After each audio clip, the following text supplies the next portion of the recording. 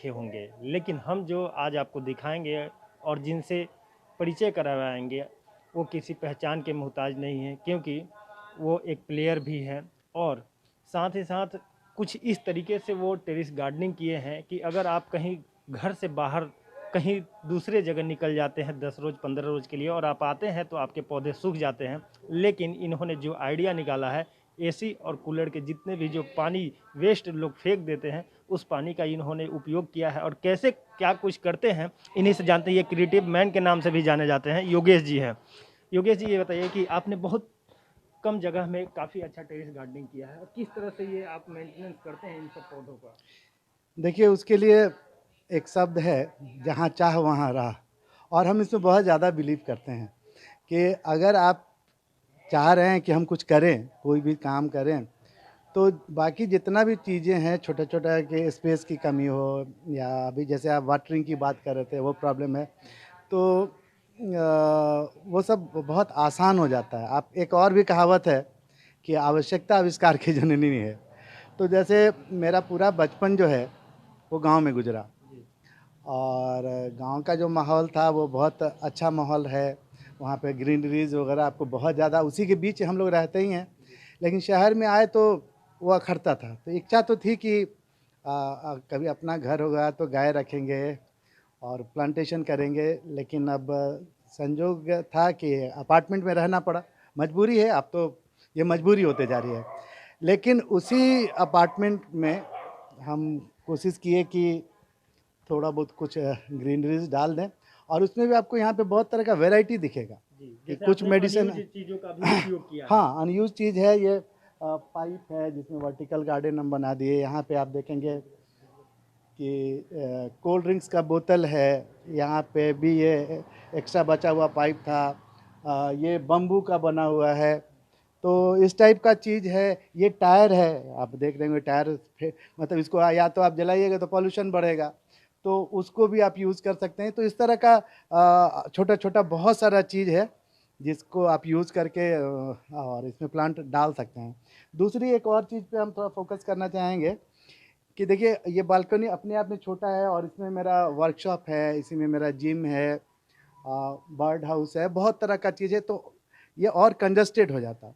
तो हम इसमें क्या किए कि एक थोड़ा-सा प्लेटफ़ॉर्म बना दिए। जी। और ये प्लेटफ़ॉर्म इस तरीके से बनाया गया है कि जो गमला का जो एक्स्ट्रा पानी जो गिरता है, एक तो मेरे यहाँ नहीं गिरता है, इसलिए कि मेरे यहाँ वो सारे में ड्रिप इरिगेशन सिस्टम है, जिसमें मिनिमम पानी से ही प्लांट मेरा हरा-भरा रहता है। पानी की बर्बादी नहीं होती है। पानी का जितना रिक्वायरमेंट होता है उससे ज़्यादा हम लोग जब पाइप से या बाल्टी-वाल्टी मग से डालते हैं, तो एक्स्ट्रा पानी डाल देते हैं, बर्बाद भी हो रहा है और प्लांट के लिए भी बहुत अच्छा नहीं है। और ड्रिप इरिगेशन सिस्टम एक ऐसा सिस्टम है जो एक्चुअली इसका शुरुआत हुआ था इज़राइल में। वहाँ पे पानी की भी कमी थी, तो वो लोग इसको निकाला था, बाद में पूरे वर्ल्ड में पॉपुलर हुआ, अपने देश में भी काफ़ी पॉपुलर हो रहा है। तो हम उसमें ये ड्रिप इरिगेशन सिस्टम डाले और वो सिस्टम भी ऑटोमेटिक कर दिए।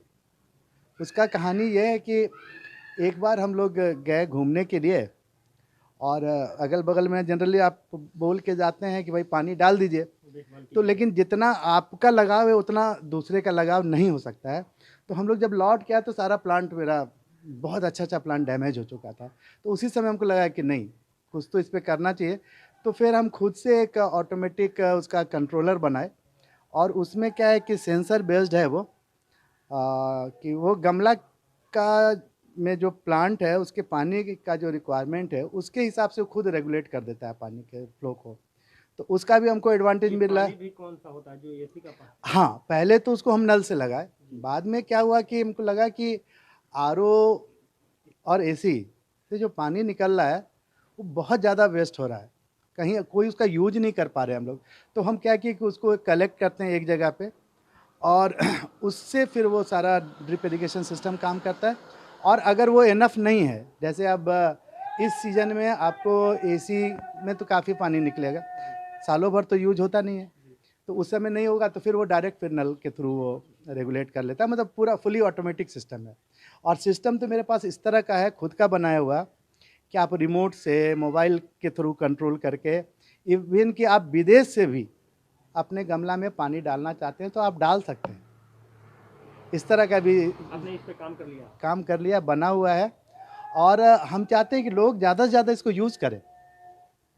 और क्योंकि जो एक समस्या है, देखिए क्या है कि आपको समस्या के हिसाब से उसका समाधान ढूंढना होगा, तभी आप किसी। और हमारा केवल गार्डनिंग पे नहीं, टेक्नोलॉजी पे भी इंटरेस्ट है, स्पोर्ट्स में भी इंटरेस्ट है।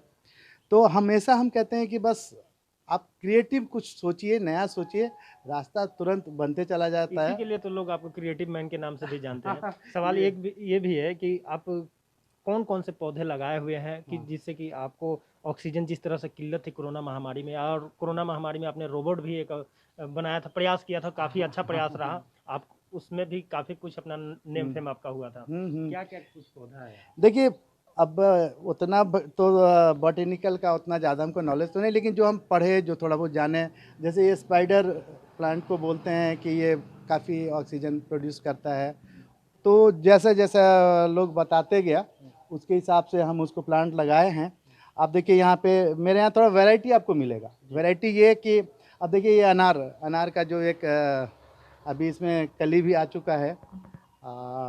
और ये अनार है। इधर आपको रोज़ है, ये मिर्च है। यहाँ पे आप देखिएगा नींबू है। इस जगह पे आप देखिए ये लेमन ग्रास है।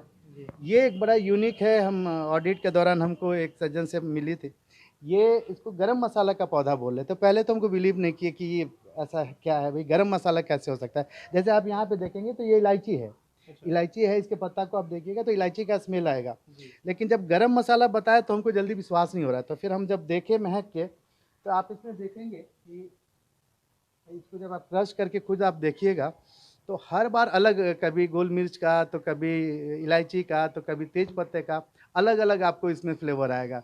ये तो गरम मसाला का है, गरम मसाला का है। उसी तरीके से आप पान का भी है। पान है, इधर पपीता है, इधर शरीफा है। तो आप फ्रूट्स भी है, हर्ब्स भी है। उधर आपका मिंट है ना, वो मिंट का है। तो कोशिश की गई है कि छोटे से बालकोनी में ही, बगिया में ही अपना जितना शौक है पूरा कर सके। और आप देखेंगे कि यहाँ पे एक्चुअली इसको हम बनाए थे हाइड्रोफोनिक्स के लिए। और पता नहीं हमको हाइड्रोफोनिक पे लगा कि हमारे देश में हाइड्रोफोनिक का बहुत ज़्यादा ज़रूरत नहीं है। आज जिस तरीके का अदर कंट्री में लैंड का प्रॉब्लम है, हमारे यहाँ लैंड उतना ज़्यादा प्रॉब्लम नहीं है। तो फिर हम इसको जनरली में कन्वर्ट कर दिए। ये एक्चुअली हाइड्रोफोनिक का ही था। ये देखिए ये बम्बू था, उसको ये आदमी इस तरीके से ये देखिए ये कितना हानिकारक है प्लास्टिक।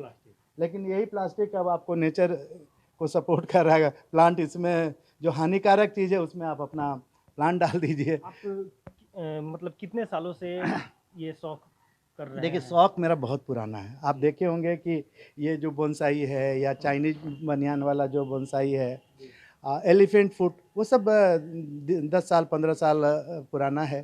तो इंटरेस्ट शुरू से रहा है। लेकिन वही छोटा छोटा घर में स्पेस का प्रॉब्लम होता था, स्पेस मैनेजमेंट का दिक्कत होता था। तो इसी में किसी तरीके से अपने हॉबी को ज़िंदा रखे हुए हैं, है ना। लेकिन ये कोरोना काल में हमको लगा कि लोगों को ऑक्सीजन का महत्व पता चला। तो हर आदमी अगर थोड़ा थोड़ा भी कंट्रीब्यूट कर रहा है तो वो अपने आप में शहर में एक स्वच्छ वातावरण होगा, ऑक्सीजन लेवल आएगा, पॉल्यूशन कम होगा। आज के डेट में तो अच्छा अच्छा प्लांट आया है जो कि पॉल्यूशन को भी कम कर रहा है। और दूसरी चीज़ कि आम लोगों से हमारा एक अपील होगा, अनुरोध होगा कि आप केवल खुद नहीं, आप बच्चों को भी इनकरेज कीजिए। बच्चे जब उनका एक सर्टेन एज में ब्रेन इतना सेंसिटिव होता है, उस एज में अगर आप उसको फीड कर दिए अच्छी चीज़ें, तो वो फिर वो साल भर उसके सबकॉन्शियस में, माइंड में आ जाता है और उसके लिए वो काम करते हैं। निश्चित तौर पे ये थे हमारे साथ योगेश जी, जो क्रिएटिव मैन के नाम से जाने जाते हैं, और ये अपने पूरे घर को स्वर्ग बना करके रखे हैं। हालांकि इन्होंने साफ तौर पे लोगों से भी अपील किया है कि जिस तरह से पर्यावरण के दृष्टिकोण से जिसके भी घर में अगर छोटे से भी जगह में बालकोनी हो, वो लोग टेरेस गार्डनिंग कर सकते हैं। साथ ही साथ आपको बताते चले कि बिहार सरकार भी लगातार जल जीवन हरियाली का जो कार्यक्रम चला रहा है, उसमें भी यही संदेश देना है कि जो पेड़ जिस तरह से लगातार कम होते जा रहे हैं, कम से कम एक व्यक्ति एक पेड़ को लगाए। तो कहीं ना कहीं आपको बताते चले कि इन दिनों राजधानी पटना वासी में टेरेस गार्डनिंग का तो शौक बड़ा है, लेकिन जो योगेश जी हैं, इन्होंने काफ़ी अच्छे तरीके से क्रिएटिव करके नए नए प्लांट्स, और जो लोग अनयूज सामान होते हैं उसको इन्होंने उपयोग करके टेरिस गार्डनिंग किया है। तो सहयोगी राजीव रंजन पाठक के साथ नीरज कुमार, ईटीवी भारत, पटना।